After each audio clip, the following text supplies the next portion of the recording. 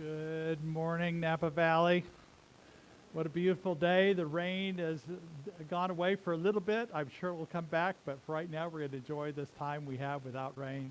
It's good to see everybody here this morning. Welcome everybody online too. Thank you for being here. I have a special event for you after the service today. I'll talk more about later. But for now, we just enjoy this community online and here virtually. And we start with music this morning. Let's welcome John and Julianne. Okay. I know you know this one. Think of your fellow man, lend him a helping hand, put a little love in your heart. Come on, sing with me. See, it's getting late. Oh, please don't hesitate. Put a little love in your heart, and the world will be a better place, and the world will be a better place for you and me. You just wait and see. Another day goes by, and still the children cry. Put a little love in your heart. If we want the world to know, we won't let hatred grow.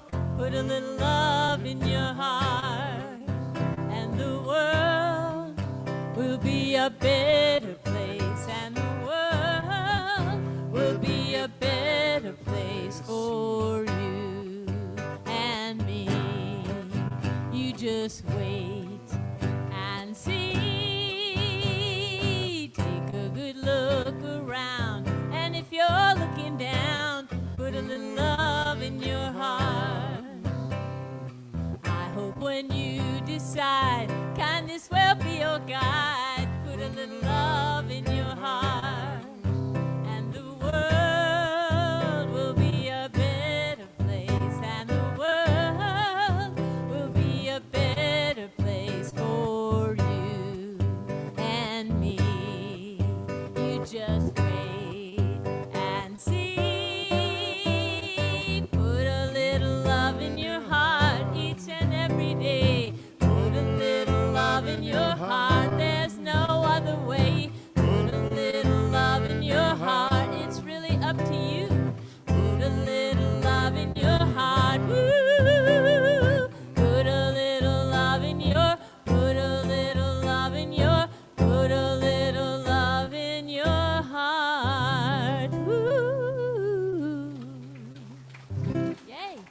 Good job, everybody.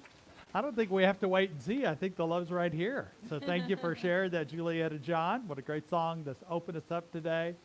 So good to see everybody today. Please know that everybody is welcome here. Bring friends and family. We accept all. So good to have everybody here today. We'd like to begin each service with our vision and mission statement. So if you'll read with me. We are an inclusive community for spiritual growth and compassionate action. And our mission, we are co-creating a world that works for everyone by living intentionally, loving unconditionally, and seeing God in all people and all faiths. And so it is. What a great affirmation for us today.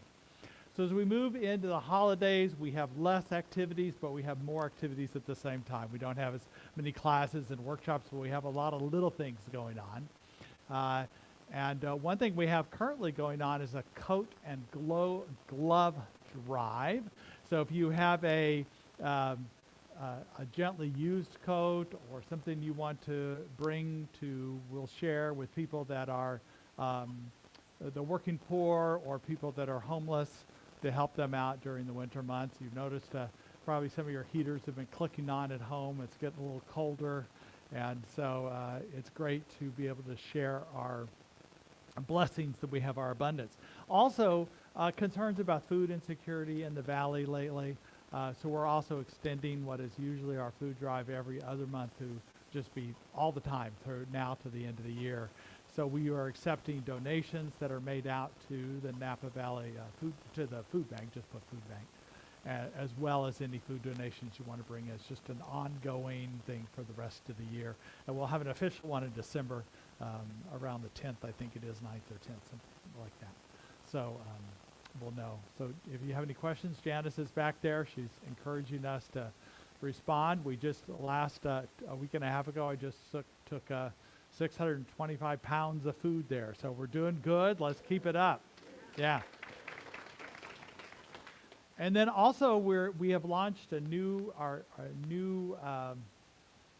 emergence, a new way of doing our youth program. It's been inconsistent until we had somebody to run it. So Dawn Pickney, our practitioner, is going to be, along with her able assistant, Amon, will be there with her. And it'll be a fun thing. So during this, they're over there now and doing different activities that are value and spiritually based.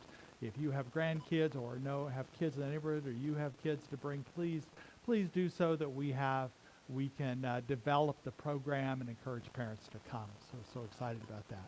And then also something new we're starting. This is what I wanted to say to our online group, that we're having discussion groups after the service that are online. So those people, because people are watching from home and they're not always engaged, or they're engaged, but just for that time, not mainly, they don't get the conversations we get while we're having coffee and fellowship and things like that.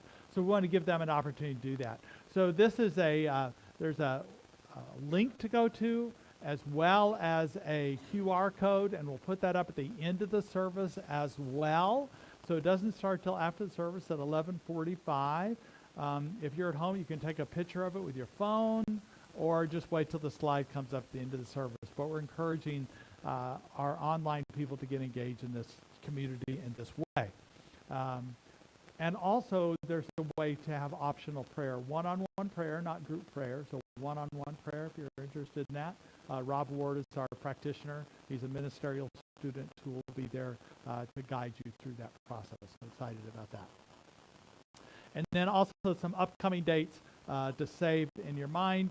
December 6th, we're going to do the decorating party in here. There's a sign-up sheet. I'm not sure because of the rain where the sign-up. So the sign-up sheets are out here in the lobby. So if you're interested in being part of this and to get emails or text about any details that have, but basically you just show up. And if you want to bring snacks to share with people, that's great. But it'll from 10 a.m. to 10 a.m. to 2 p.m. And then also later in the month, we're doing the winter solstice celebration. We're confirming whether it's going to be Thursday or Friday, the 18th or 19th. And then the annual candlelight service is definitely on the 23rd. So save those dates for you. I'm working with Virginia on the best date for the winter solstice and ritual. And also, I know this is the time of the year when people consider with their abundance what they might give for year-end giving. So the Napa Can Do Give Guide is great for local nonprofits that are doing amazing work, and we are willing to receive your end-of-the-year gifts too. We are one of those nonprofits, not listed in the Can Do Guide because they don't list churches, but I do appreciate anybody who out of your abundance is able to give a little more at the end of the year. It's always nice for us to be able to use that to create legacy, sustainability, as well as fuel and fund our projects for next year. So thank you for considering that. Please know that prayer is always part of who we are and what we do here, fundamental to our core beliefs. If you would like a prayer request, there's some in the lobby, there's some online, either place. Email us. But also a special gift that I receive when I request a prayer from a practitioner and sit down with them. And they'll be here after the service, available for you to pray with them. It's an extraordinary way of opening up more in my mind. I don't know how many of you have experienced that one-on-one prayer, but it's really powerful. And so just take the time here to just sit in the sanctuary and wait for that to happen if you're after the service, if you're so interested. Consider that possibility. And now we'll begin the sacred part of our service with another song. Yamaya ho ako ako yo Yamaya Yamaya ho ako yo Yamaya Yamaya ho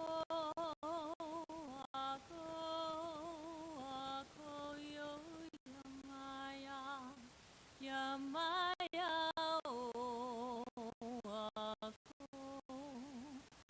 ako yo Yamaya Yamaya oh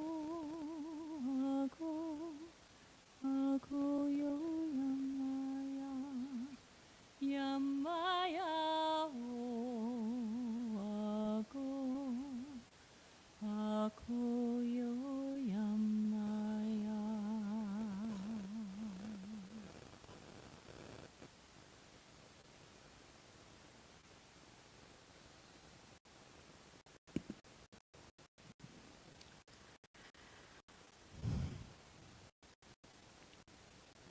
And continuing with this moment, I invite you to close your eyes if you feel comfortable.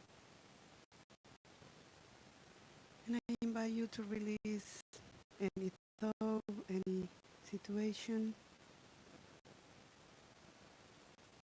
and just be present in this moment. There is nothing to resolve. Just be present and breathe.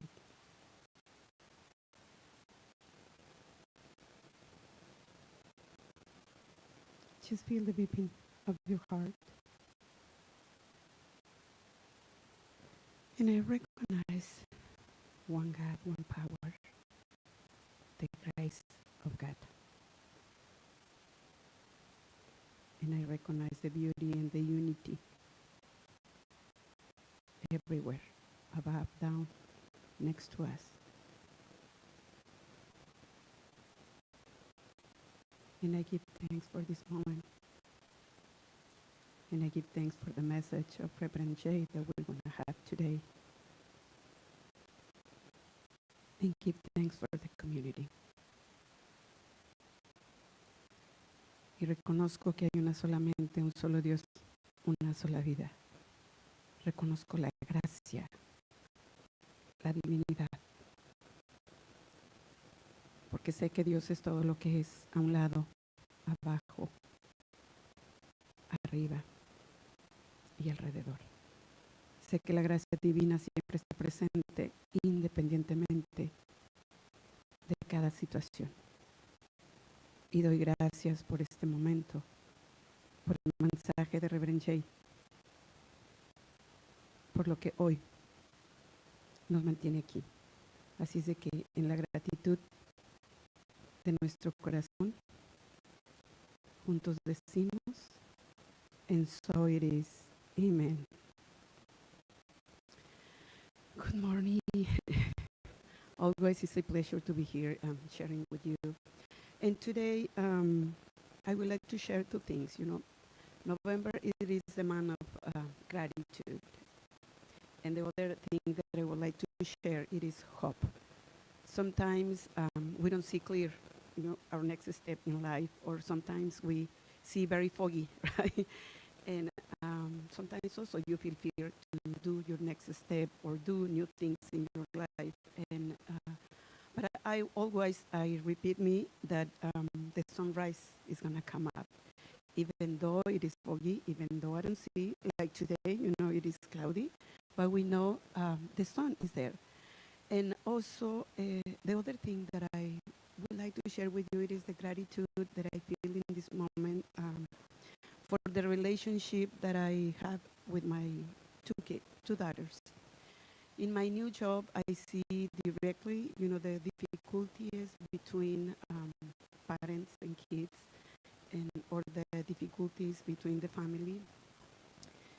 And especially with the teenagers, my daughter still a teenager, and when I come back home after see this whole situation, I give her thanks for the who she is, and for really who she is, for her smart and dedication to school and job.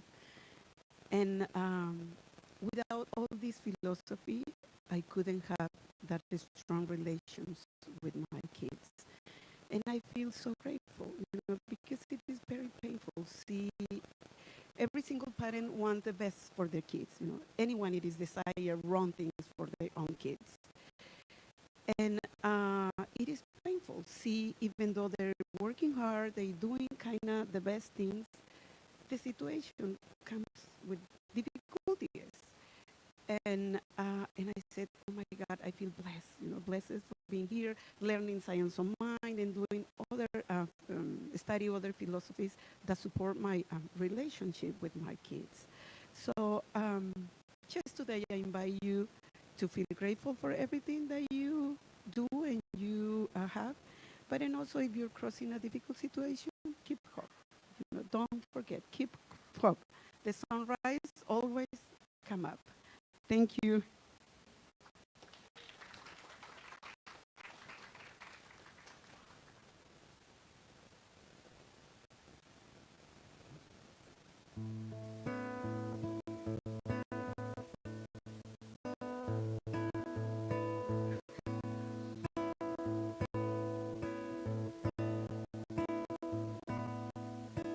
Somewhere over the rainbow, way up high, there's a land that I heard of once in a lullaby. Somewhere over the rainbow, bluebirds fly, birds fly over the rainbow white in a white tie.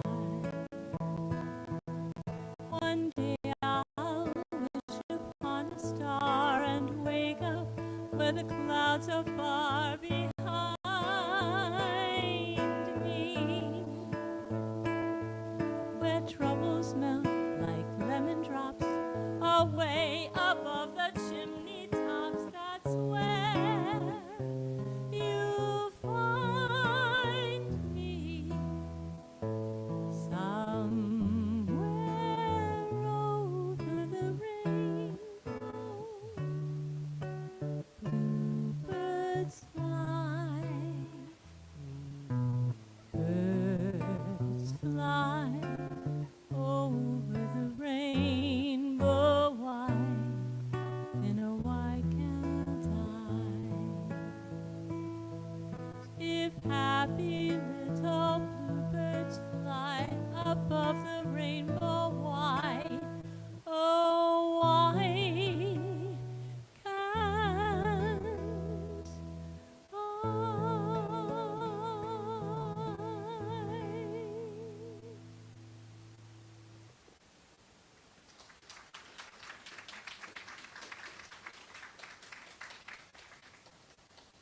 Beautiful, Julianne.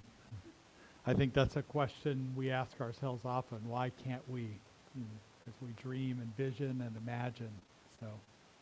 So beautiful day today. We have continued the Art of a Grateful Heart theme.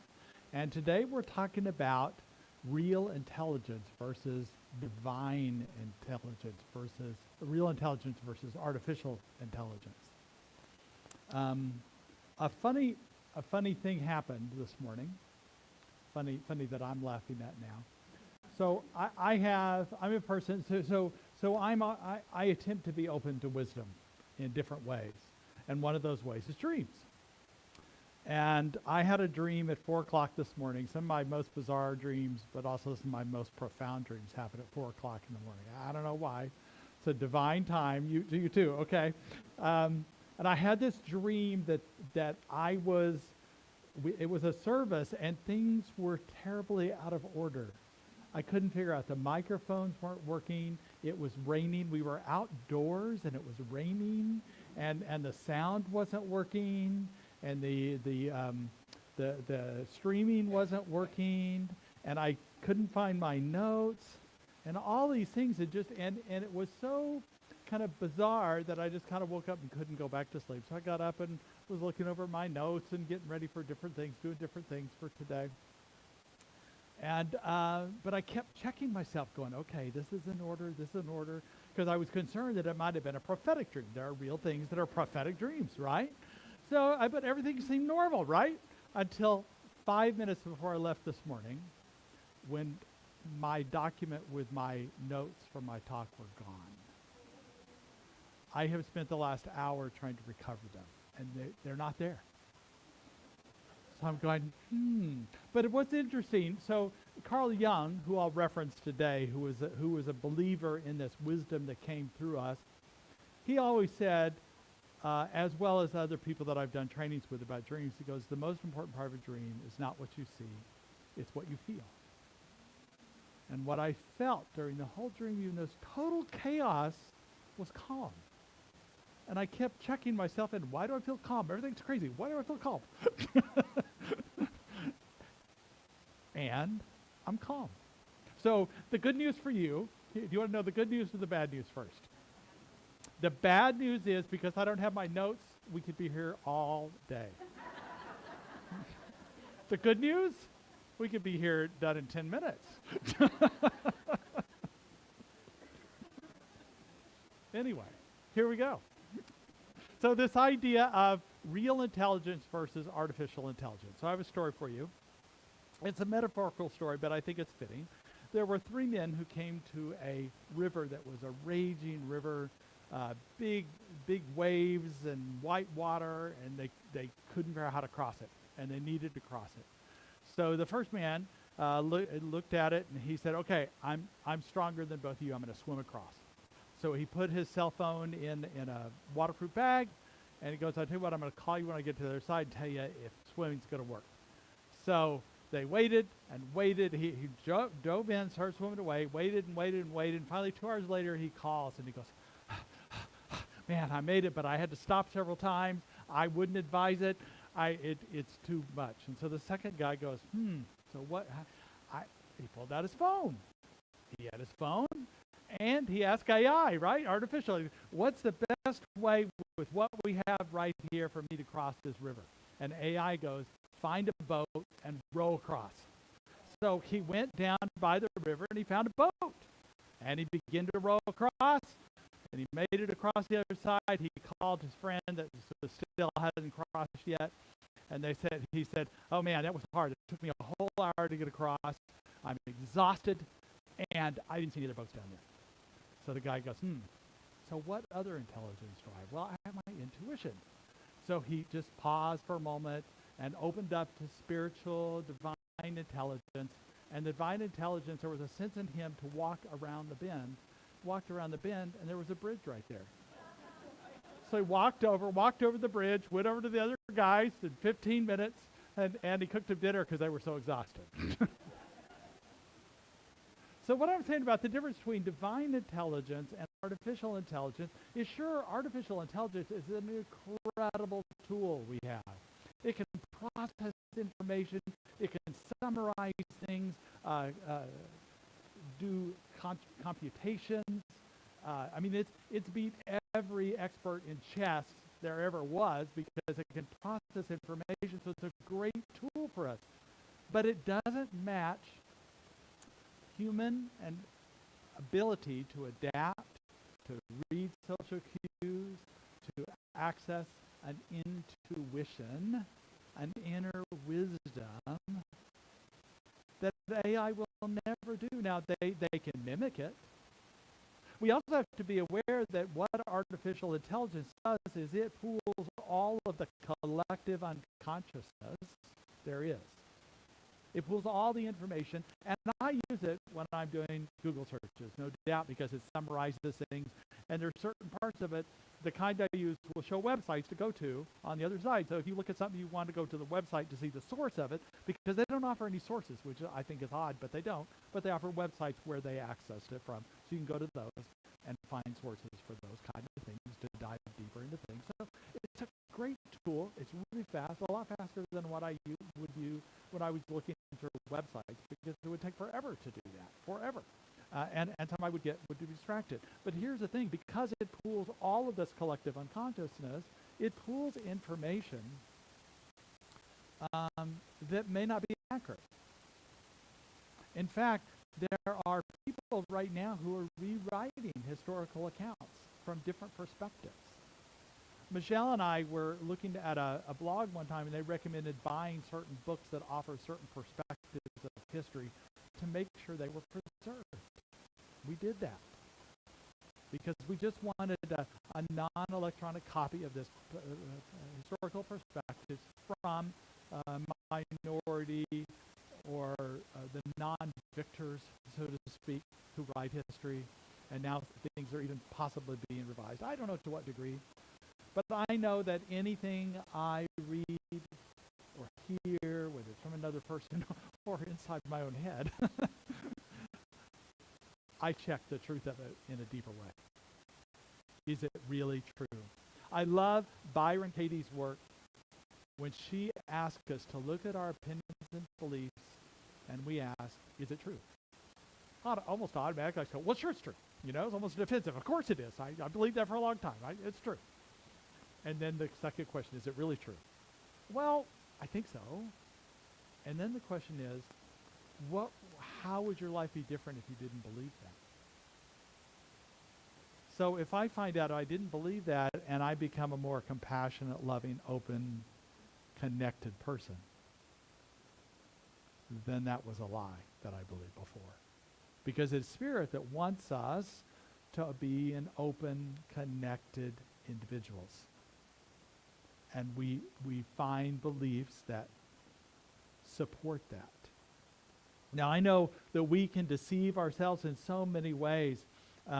Like there's in science, they look for things that might sway an experiment. One of them is called a confirmation bias.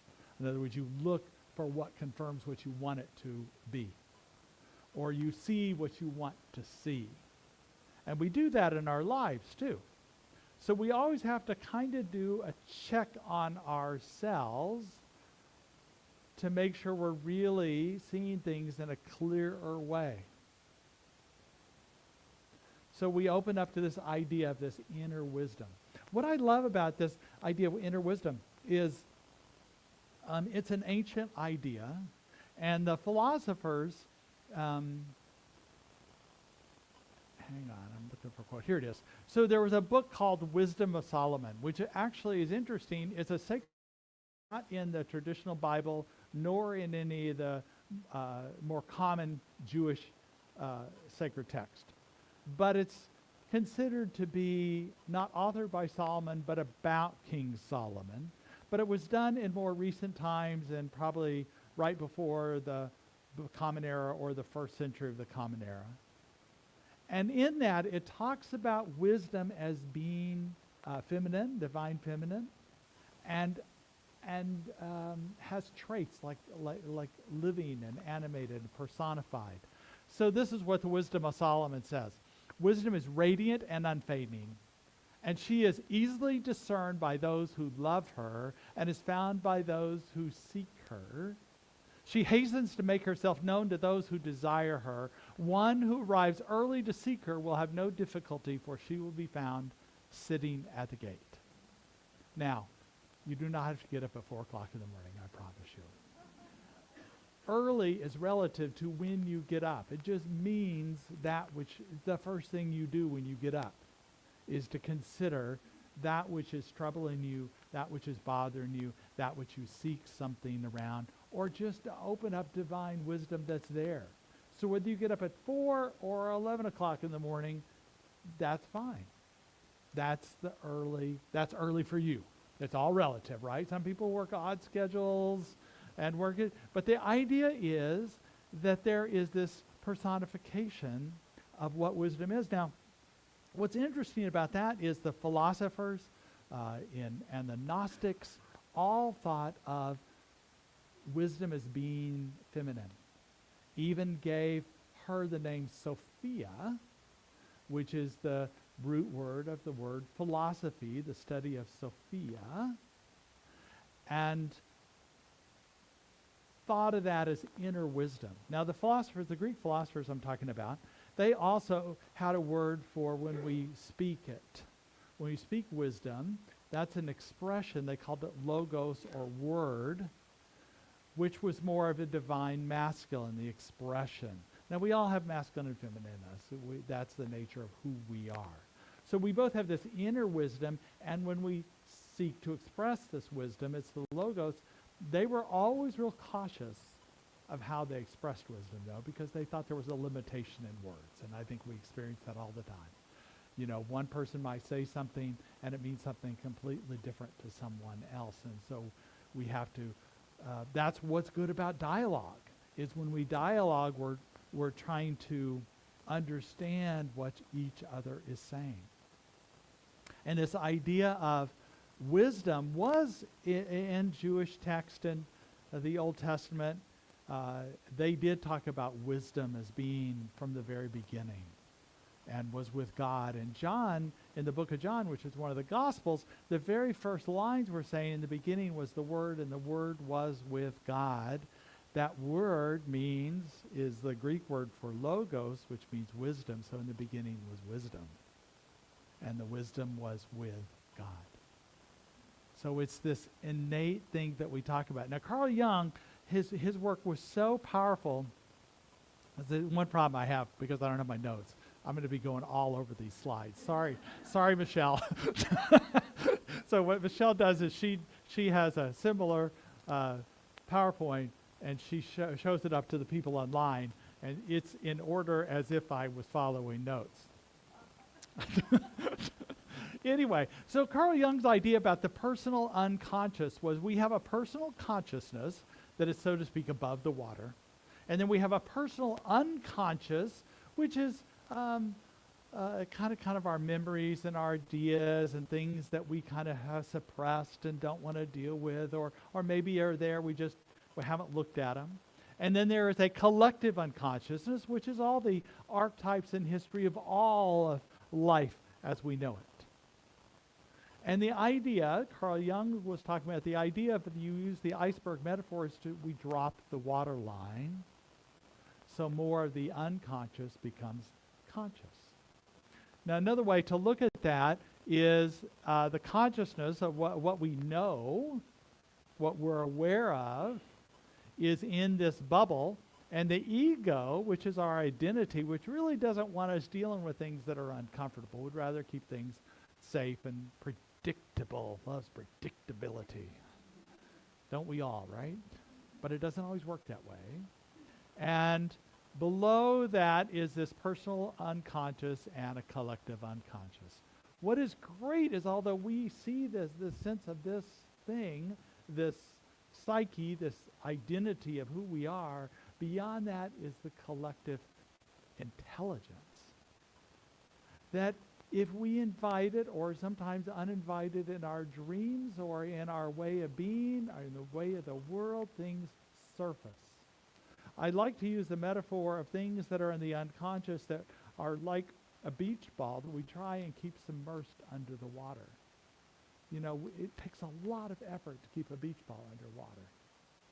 And eventually it's going to pop up anyway. We might as well just let it surface and let it be. One thing that Carl Jung talked about, different ways to access this, to allow this wisdom to come forth. And one thing he called active imagination, which we would now call dialoguing with our different parts. So you have an inner conversation with our ego, or journaling with our ego about, we're gonna work. I assure you that we will be safe and secure, and that I will listen to what you have to say, but you need to know that we're going to try this, we're going to risk, because this is ultimately the way where we're going to find greater liberty, greater understanding, greater insight, deeper relationships. And that we can listen to the ego or our critic or other aspects of ourselves, but they don't control things. We have an operating ego, a higher self, that is still within this bubble, but it invites this divine intelligence to come through us to bring us greater wisdom, greater knowing. And so there's many ways that we can do this. Jung also talked about dreams and journaling and different ways of opening up a spiritual practice that he talked about, ways to access divine wisdom. But what we know is we need to rely on this divine intelligence. There's a self-reliance. And this picture I thought was a fascinating picture because the world can be very overwhelming. We're dealing with infinite amount of data that comes to us that is so much more than we used to have to deal with. And our brains are overloaded. And we need to refine how we receive this information, take time out from that receiving of information, and also bring it through a filter of truth. Does it resonate? Does it connect? And each person has a different way of finding truth. It may be something that you sense. It may be something you hear or see or understand deeper. It may be something you feel in your body. But you need to find what this is so you can be this truth teller. You know, the name of prophet, what it really means, the truth teller. But also prophets receive the information, receive this wisdom, and then they sought to tell about it. You know, we're not perfect in our communication, but we're always perfect in the way we receive this information. So we can open up to this inner wisdom, this divine intelligence. Like I said, I believe it, I sense it as my divine feminine. Because divine feminine is receptive, intuitive, open, connected, concerned about the whole, or considerate of the whole, I would say, rather than individual parts. And we know that to be the voice of the Spirit. And we know that as we open up, that we can, this real intelligence, this inner wisdom that we find is necessary for evolution. Necessary for evolution. Because if we stay a pattern of the same old thing over and over again, we're not doing that spiral of going upward in a new way. We're just going around and around, experiencing the same thing, doing the same thing over and over again, experiencing the same thing, right? And so we open up to this wisdom, this creativity, this power within us, and it allows us to know which way to go. Now, it doesn't mean that we do random things. It means that we do things that are in our highest and best, or what we perceive as our highest and best. And yes, sometimes we go, well, that's not quite it. That's not quite it, you know? So we find that we can have patterns in relationships. And when I say the word relationships, I mean more than a primary relationship. I also mean our friendships, our family relationships, our community relationships, just all relationships that we have, that we can be in habitual patterns with that, in our own life and our things that we try, things that we do. And so we want to shake out of that rut. There's a teaching story, you probably heard me tell it before, but it's a good example now that we're heading into the holiday season. There was a young woman, 20 years old, was learning how to cook from her mom, and her mom cut the ends off the ham and put it in the casserole dish and put it in the oven. And the daughter goes, well, why did you cut the ends off? She goes, I don't know, my mom did it. And so this young woman went to her grandmother and said, why did you cut off the ends? She goes, I don't know, great grandmother. Your great grandmother's still alive, so we should go ask her. She always did. So they went to great grandmother and she goes, why'd you cut off the ends of the ham? My casserole dish was only so big, so it had to fit in the dish. So sometimes we just keep doing things over and over again, and thank God we have a younger generation. And I remember when we used to be younger too, right? But some of you still are, I know. But it seems like young people are always asking us, why do we do that? I mean, it starts when they're like 2 probably. But when they're 20, they're 15 to 20, they're especially asking that question. It's a great question to ask. Instead of getting defensive about it, in case of saying, well, that's all because we've always done it that way, find out what is it, something that still serves us to do it this way. So we open up this idea that as we open to inner wisdom, it's necessary for evolution. Ernest Holmes, our founder, said that we should remain open at the top. And this is about paying attention to continuing to evolve. And I think that's what makes our religion unique. All New Thought in a way. Being open at the top. Instead of being stuck in this way we've always done it, we're considering how to evolve. And guess what? We have evolved since Ernest Holmes. Ernest Holmes would not recognize, he would recognize parts of his teaching, but parts of it he would think of new and exciting. He would love it because he believed we should be open at the top. He believed that we need to continue to be open, how Spirit moves through us. That's the nature of evolution. And it's the nature of our lives to be open at the top, open to allow Spirit to seek through us. An amazing thing happened in Wisconsin this week. So there was and I don't have my notes here, so I believe it's the Sister Perpetual Adoration. I don't know if I could make that up, but I believe that is correct. But they had this land that was lakeside they bought in the 60s. And they recognized the great harm the Indian schools have done to Native Americans, that taking the Indian out of them, as they said then. And they've been talking about ways they could do reparation. So what they did this week is they transferred the property over to the local tribe there. It's thought to be the first time this has ever happened, that there was a sense of this, and it's a case-by-case basis. But this land, what they did is they sold it back to the Native Americans for $30,000, which they paid in the 1960s. It's worth $2.6 million now. And this tribe is now going to be using it. It's like a camp, so there's dorms there and community meeting areas, and they're going to use it for people visiting, for people that might be homeless, and they are so grateful to have this kind of property. But, how long, that's called rethinking something, right? And that's what we need to do, is rethink and unlearn. Rethink and unlearn, just to open up to ways. This guy, Adam Grant, wrote a book about Think Again, and I liked the many things he said, that we just need to consider what we thought was so true and rethink it.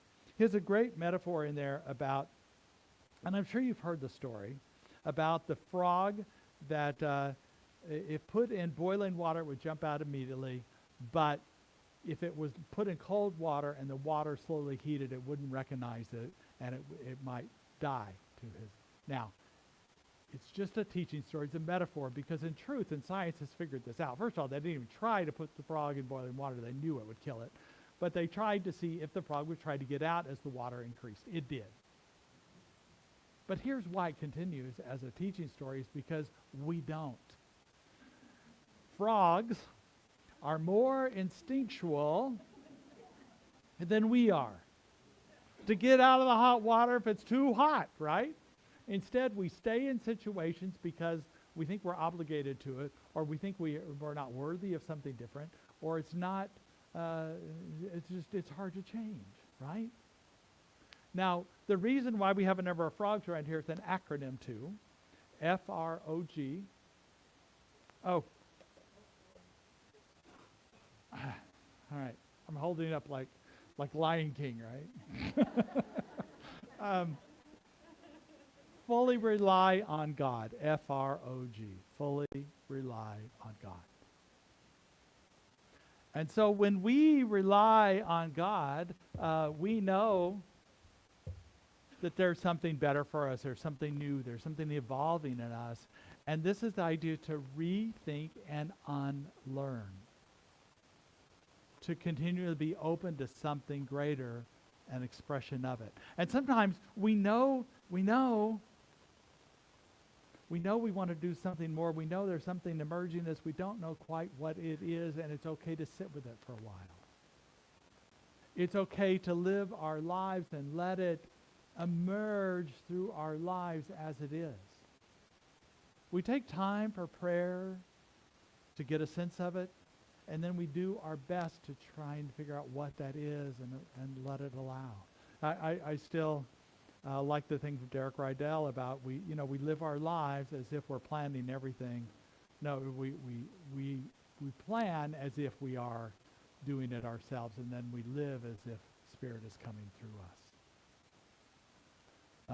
I don't know how many of you have been part of, Anne is here today, her soul collage class, but that's another process by which we allow an inner wisdom to come through us. There's a number of them ways. Visioning, we'll have a visioning group starting soon, other things, but I did this in her experimental class. The image is not important, it's what on the back is. Because this is the words that came through when I didn't plan anything. I just started happening and opened up, and it said, I am the one, so these each represent, for you who haven't done it, represents an aspect of ourselves, right? So this aspect of myself is, I am the one who listens. I'm connected to all life. I'm the wisdom of nature. I'm the universal presence, the committee, the council, the elders, and ancestors. I need you to have the space, the willingness, and openness, the space to journal and write. It is not enough to listen. Record, note, and come back to your notes. Wisdom is not a location. It is anywhere and everywhere. Now, that's profound. Does that make me, I can access it more than anybody else? No. This is universal. This just came from the cloud, but not the computing cloud. The universal cloud. It's the divine intelligence cloud that opens us up. And what I also know as we continue to look at it, we can literally invite wisdom to come through us. Just invite it. Just sit down and say, or in a moment of panic, like when I can't find my notes, I go, okay. Really, things are okay. We just allow wisdom to come through us in the best way we can. Because she is at the gate waiting for us. She is at the gate waiting for us. I read a blog by Salikia. My notes how to pronounce her name. I have to come look at it. Salika Jouad. She's a journalist, author, and artist. And she's her significant other in his life is John Baptiste, who's a musician, an incredible musician. And Michelle and I watched a movie called American Symphony. Wonderful movie. I'd recommend it. I don't know where it's at. Maybe it's Netflix or something, but really great. And the documentary is about John Baptiste, but as the filmmakers were documenting his life and his style of music, which is just, he's so creative. His Salika had leukemia come back, and it was the third time she'd had leukemia. So it also became a document about her and her life and her understanding of it, her dealing with it, and frustration that it was back again. And she fell into a deep depression. Later on, this is not all in the movie, later on I read more about her. She fell into a deep depression about it all. Hard to get up in the morning and hard to go back through the healing process, through the radiation and all that. She just felt frustrated with it. And she had the advice to live life as if it's your last. Probably heard that before. But she said it didn't work for her because it was like everything had to be like pressure on her because like every meal that she prepared had to be this, gourmet meal and this perfect meal because it might be the last one I ever cook, or every moment you have with a person, every conversation you had, it was just too much pressure. So she sat in silence and she heard something different. Live life as if it is your first. That changed everything for her. Because if it's your first day, it's like the Buddhists talk about beginner eyes. It's fresh, creative, and everything is wonderful. There's no concern about it going away. It is what it is. There's an acceptance of what is. And this beauty that came to her, and she began doing her painting again, which on the right-hand side, she had these beautiful watercolors she did. And the creative process opened her healing up. And she was willing to go through the radiation again, through deeper processing through that creative process. She's a journaler, a writer. Her background is in journalism. She's written books and things like that. And this is what I think, for me, the way to live. As if today is the first day. The whole thing about gratitude opens up for us. The gratitude practice happens not because we're trying to hold on to things, but because things open up and emerge. And from this acceptance, new things come up. Our heart is more open. That we remain open at the top. And we continue to allow ourselves to be led by something greater than ourselves. This divine wisdom. We let go of things that no longer serve us. And we're willing to figure out what that is. And the way to do that is to invite wisdom. Invite Sophia. You can have your own name for her. What we know is it's a divine intelligence, a divine knowing, a divine wisdom. And for this we're grateful for today. Let us go to prayer.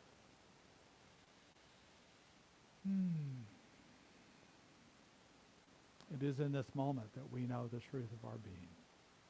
We are divine beings having human experience.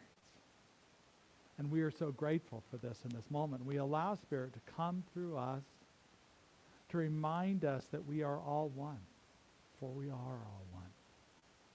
That all life is connected. So we let go of the idea that we are alone in any way. And I know Spirit is moving through each of us, reminding us of our creativity, our power, our love, our ability to cross any raging river with grace and ease that transcends the suffering, that brings us to a greater realization, a greater revelation of the wisdom in our lives, that not only creates change in us, but change in the world. It is love made manifest. It is love evolving. For this we're grateful today. And so it is.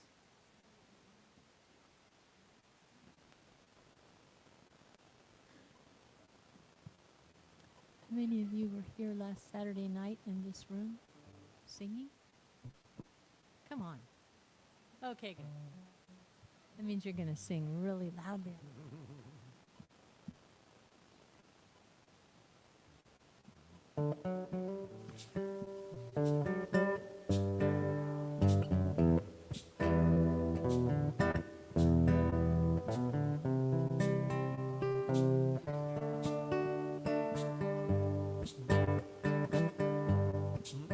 When the night has come and the land is dark and the moon is the only light we see, though I won't be afraid, no, I won't be afraid, just as long as you stand by me. And darling, darling, stand by me. Oh, stand by me. Oh, stand by me. Stand by me. If the sky that we look upon should tumble and fall, and the mountains should crumble to the sea, I won't cry, I won't cry, no, I won't shed a tear, just as long as you stand by me. And darling, darling, stand by me. Oh, stand by me. Oh, stand by me. Stand by me. Whenever you're in trouble, you just stand by me. Oh, stand by me. Oh, stand by me, stand by me. Good job. Good job.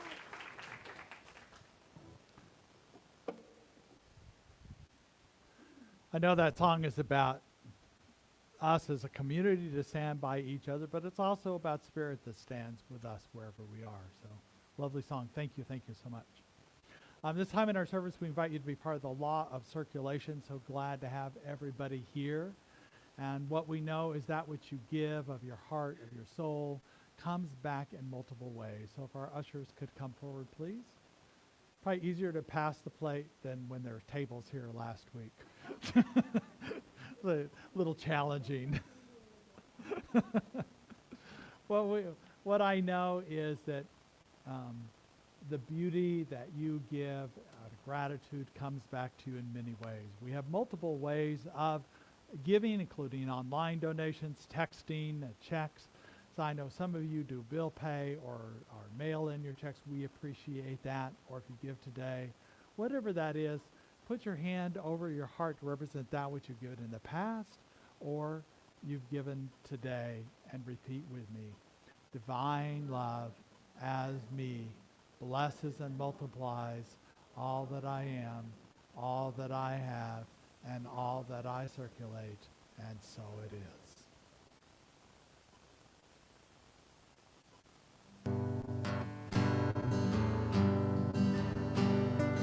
I reach for joy and I rise, singing my gratitude up to the skies. Every breath is a blessing, and love is my guide. I am grateful and glad I'm alive. We reach for joy and we rise, singing our gratitude up to the skies. Every breath is a blessing, and love is our guide. We are grateful and glad we're alive. Let's try that again. We reach for joy and we rise, singing our gratitude up to the skies. Every breath is a blessing, and love is our guide. We are grateful and glad we're alive.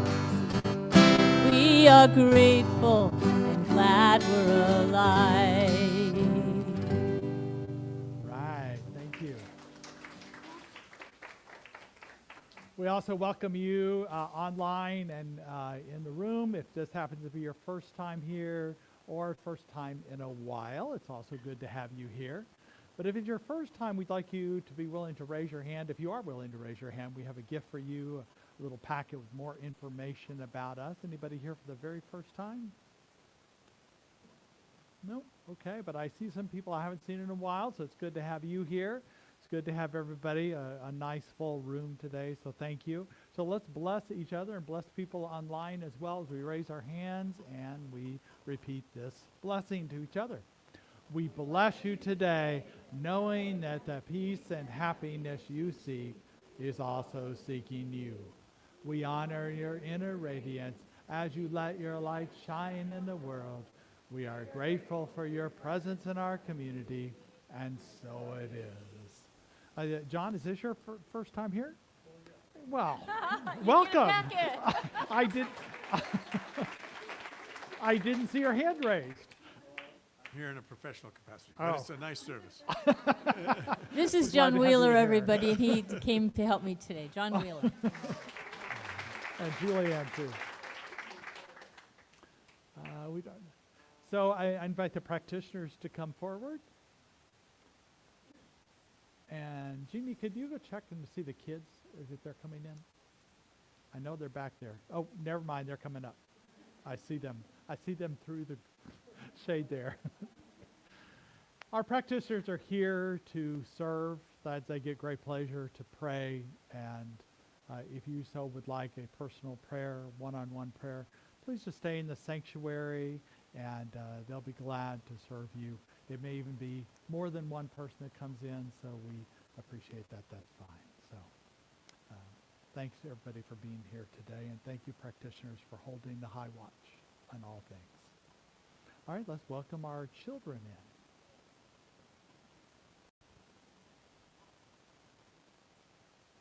Can you hand me that microphone, Diana? Diana, can you hand me that microphone? Come on up.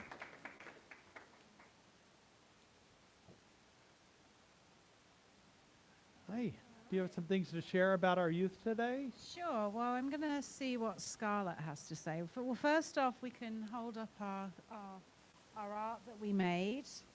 Scarlett, do you want to hold that up? Oh, nice. Yeah. Well done. And Well it done. says- Good job. It says, I love myself. Scarlett, do you want to say that? I love myself, and I love this beautiful day that we made and shared together. And then, did you want to talk about Mother Earth that we learned about? Yes. Mother Earth is what we sort of created, and it made us. How to explain? We made ourselves because of Mother Earth. Mother Earth made ourselves, and Mother Earth is the one that is loving. And we are. Beautiful. Beautiful. Beautiful. Maybe next time I forget my notes, I'll just have her take over.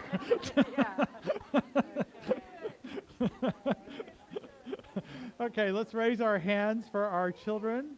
Amen there too. We say we love you, we care about you, and we're here for you. Oh, so wonderful. Let's all let's all stand for the congregational affirmation. We're clapping over there too. Repeat after me. Something wonderful is happening through me right now. I am led by Spirit. I'm guided by wisdom. I'm protected by love. I'm here to be a blessing. I am so grateful. And so it is. And now this little light of mine. And we're going to belt it, you guys, right? Because I heard you last Saturday night, man, you just made the room shake. Ready? Two, one, two, three, four. This little light of mine, I'm gonna let it shine. This little light of mine, I'm gonna let it shine. This little light of mine, I'm gonna let it shine. Let it shine, let it shine, let it shine. Everywhere I go, I'm gonna let it shine. Everywhere I go, I'm gonna let it shine. Everywhere I go, I'm gonna let it shine. Let it shine, let it shine, let it shine. With people that I love a lot, I'm gonna let it shine. With strangers too, I tell you what, I'm gonna let it shine. Turn it off, well I will not. I'm gonna let it shine. Let it shine, let it shine, let it shine. Starting with my family, I'm gonna let it shine. Then in my community, I'm gonna let it shine. Then for all humanity,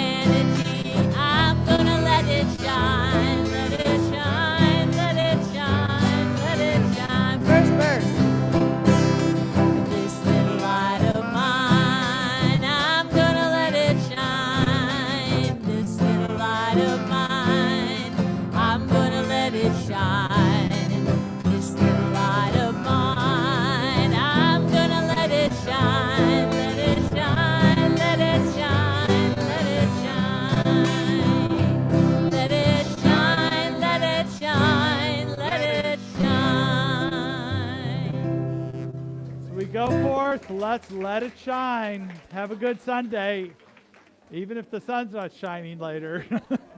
Oh, thanks.